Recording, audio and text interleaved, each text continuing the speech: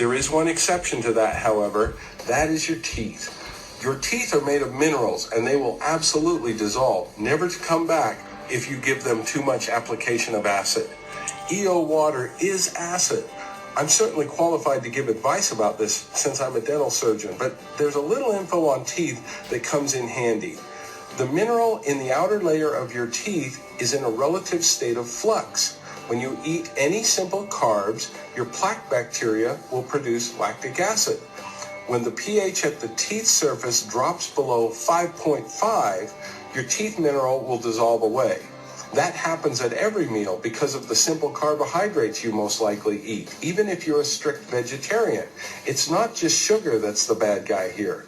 This happens with any simple carbohydrates that your plaque bacteria can metabolize.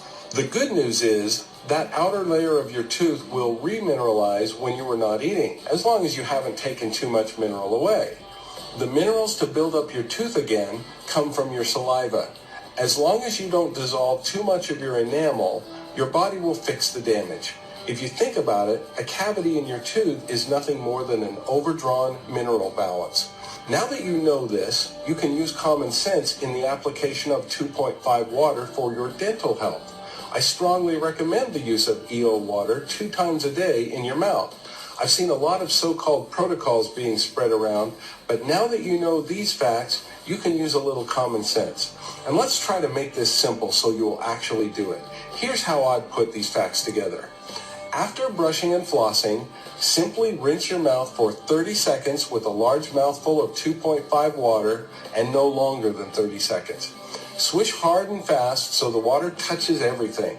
You will be losing mineral during this time since 2.5 pH water is 1,000 times more acidic than the 5.5 pH threshold at which you start to lose tooth enamel. Don't worry though, this short duration will kill all the bacteria and microbugs that occur in the mouth, but won't do permanent damage to your enamel. But you do have to raise the pH back up above 5.5 as soon as you can. So the next step is to rinse your mouth for another 30 seconds with any of the alkaline waters, pH 8.5 to 9.5. This will bring the pH of the teeth back up above the 5.5 pH where the enamel stops demineralizing from the acid. The third step is to look at yourself in the mirror and smile because you just did a wonderful thing for your dental health, and it was as simple as possible. We've talked about the body